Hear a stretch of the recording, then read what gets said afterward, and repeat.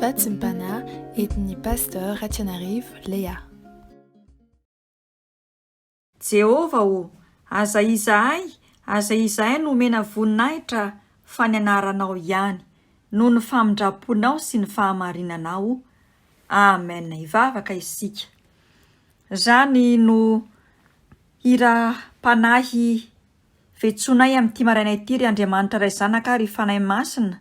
Mideranao zay mankalaza anao manome voninahitra ny anaranao satria mendrika ho anao zany voninahitra sy laza izany.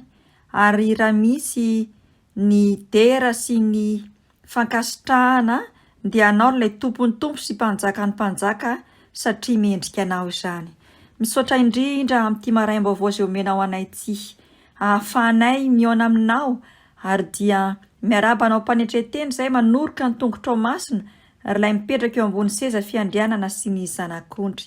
Aidino ny fanahinao masina Jesosy ho amin'ny isam-batan'olona izay mihaino izao vatsim-panahy izao mba tena hahita ny herinao, hahita ny fahazavan'ny tavanao mandritra ny tontolo andro. Ahafantaranay tokoa ny Jesosy ny lalana dia lalana makany amin'ny fahasambarana dia ao aminao Jesosy Kristy avy any Nazareta. Mitenena aminay Jesosy, mampahereza aminay tsiraray avy, ahafahanay mamakivaky ty tontolo andro ty ka hatsapanay tokoa ny fa ao aminao no misy ny fiainana ary fiainana be dia be no atolotrao anay tsiraray avy. Mpanomponao izay no tenendrinao kosa Jesosy dia atao fitaovana eo am-pelatananao mandrakariva apita ny afatrao. Amin'ny anaranao ilay teny tonga nofo no angatahanay sy anaovanay izany vavaka izany. Aleluia. Amen. Ny vatsim-panahy izay horaisintsika amin'ity maraina ity dia mitondra ny lohahevitra hoe ny lalana ho amin'ny fahasambarana.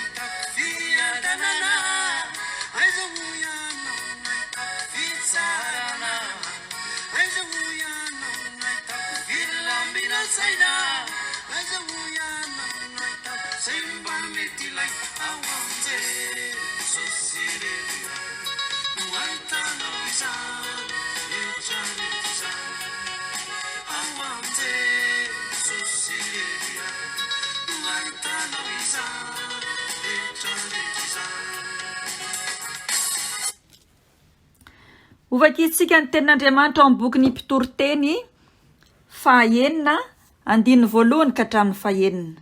Mpitoroteny toko fahaenina, Mpitoroteny fahaenina andininy voalohany ka hatramin'ny fahaenina. Amin'ny anaran'i Jesosy. Misy raha tsy efa hitako aty ambany masoandro ary mitambesatra amin'ny olona izany. Dia olona izay omen'Andriamanitra vola makarena sy voninahitra ka tsy misy tsy ananany na inona iriny. Nefa tsy omen'Andriamanitra fahefanahinana amin'izany izy fa olo-kafa no homana azy. Zava-poana sy ratsy mahory koa izany. Na dia misy miteraka zazazato aza sady trarantitra ka efa maro ny andro ny ainany nefa tsy mba voky soa ny fanahiny sady tsy mba alevina akory ny fatiny dia hoy izao, ny tsy tonga volana dia tsara kokoa noho izy fa toa zava-poana no ny avin'io ary mandeha ao amin'ny maizina izy sady voasary ny aizina ny anarany. Ary koa tsy mahita na mahalala ny masoandro akory izy, mahita fitsarana bebe kokoa no ilay teo izy.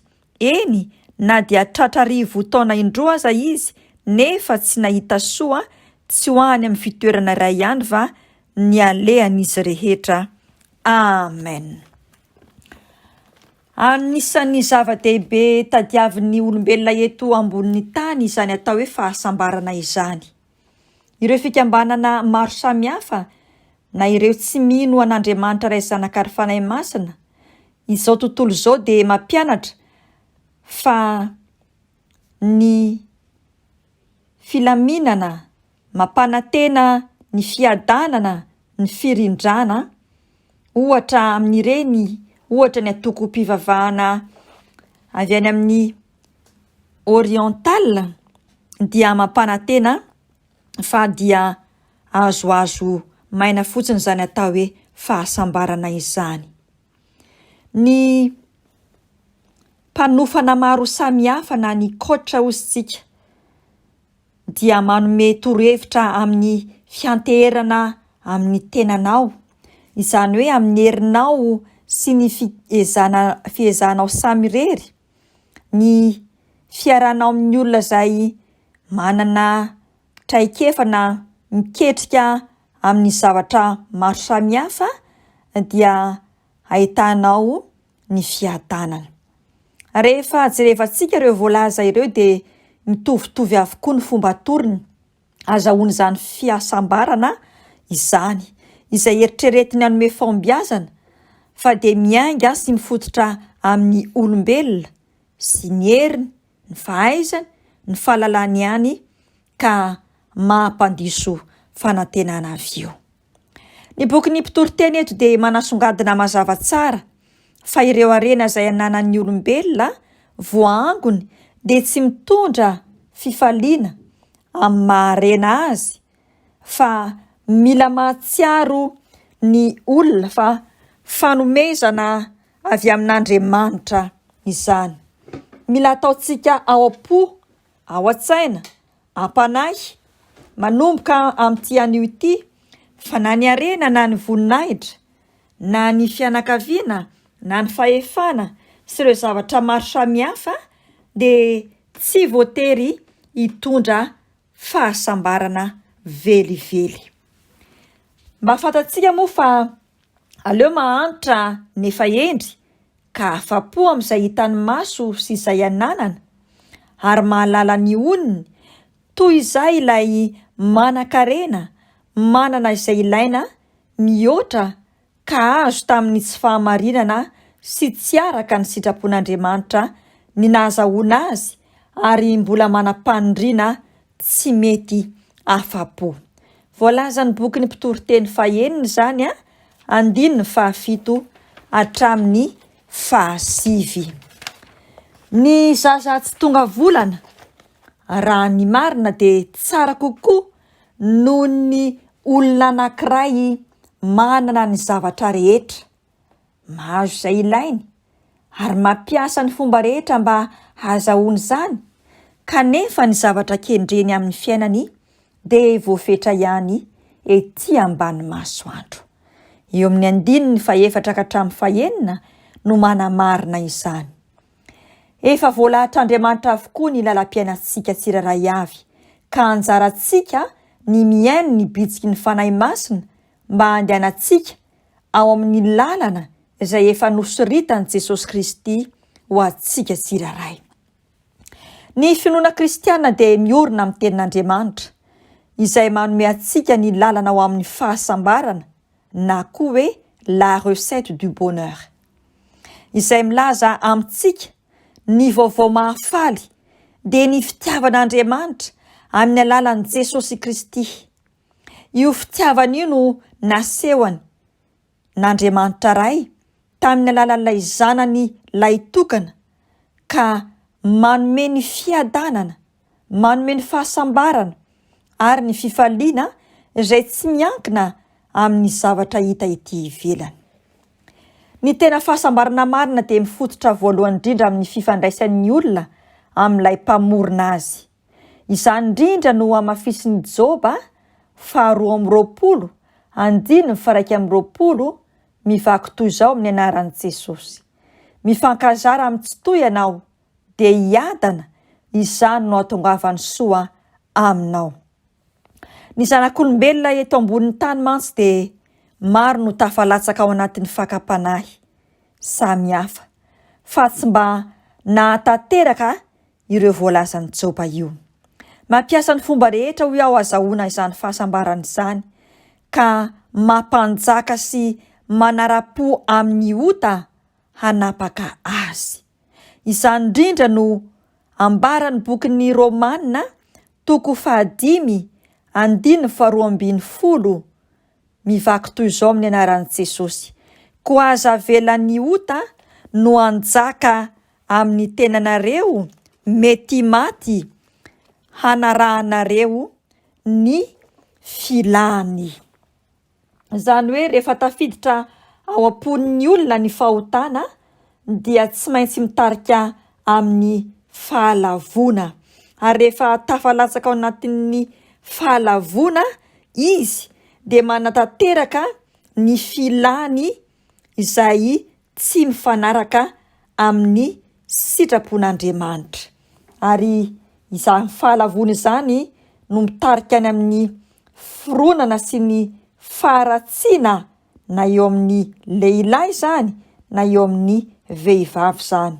Ary rehefa izay no tafalatsaka sy tafatoetra dia tanteraka ny fahafatesana, dia ny fahafatesana voalohany sy ny fahafatesana faharoa, izay tsy ahafahany intsony handova ny fanjakan'ny lanitra.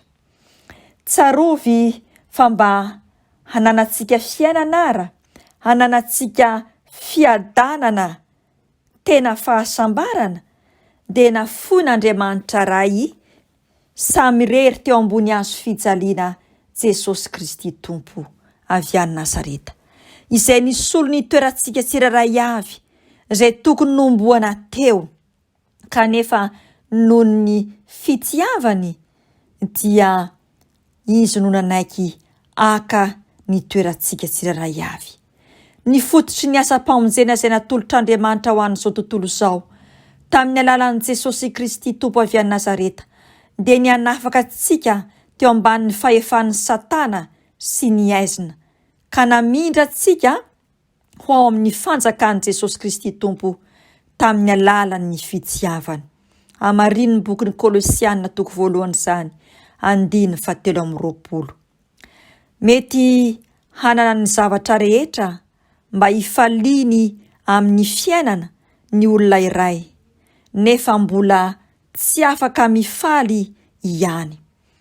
Tsarovy fa miankina amin'ny fifandraisantsika mahitsy amin'Andriamanitra ny fahafahantsika mifaly amin'izay ananantsika. Amelantsika hifaly amin'ny fanomezany hita maso Jesosy Kristy Tompo avy any Nazareta, raha toa ka manolo tena tanteraka ho azy sy ho ao amin'ny fanjakany isika. Ny tena fahasambarana dia efa tonga eo anivon'ny tsiraray. Amin'izao fotoana sy segondra hitenenana izao, ho an'ny rehetra izay misafidy sy hanapa-kevitra ny fidy ny fiainana sy hiaina ary hanao ny sitrapon'i Jesosy Kristy Tompo avy any Nazareta. Ny tena fanalahidin'ny fahasambarana sy ny lalana ho an'ny fahasambarana dia ao amin'ny Jesosy Kristy Tompo avy any Nazareta. Vavaka isika. Jesosy Kristy Tompo, misaotra anao izay amin'ity andro anio ity, nampafantatra anay sy nanazavanay fa ao aminao irery ihany no lalan'ny fahasambarana. Fa raha azonay tokoa ny ara izao tontolo izao izay rehetra ilainay, kanefa tsy misy anao sy tsy avy aminao, dia zava-poana izany. Jesosy ampianaro izay hisafidy anao, fa raha mbola mena eto ambonin'ny tany zahay dia tsy mety afa-po araka ny hira izay vetesina hoe tsy misy miadana ka afa-po izay monina eto an-tany, fa izay tia sy mino ny tombo Jesoa no ahazo ny soa tsy ho lany. Ampianaro izay Jesosy malalo andeha amin'ny lalanao, azahoanay ny fahasambarana mandrakizay izay iainanay sahady ety ambonin'ny tany. Ray sontsotra no izay tononona amin'ny anaran'i Jesosy Kristy Tompo. Lay Jesosy Kristy Tompo avy any Nazareta, nisolo ny heloko sy ny heloko teo ambony hazofijaliana no milaza amiko sy aminao manao hoe misafidiana any Jesosy Kristy avy any Nazareta azahoanao ny fahasambarana. Ho anao kosa ary ilay tompon'ny fahasambarana, ny dera sy ny azara voninahitra mandrakizay. Aleloia.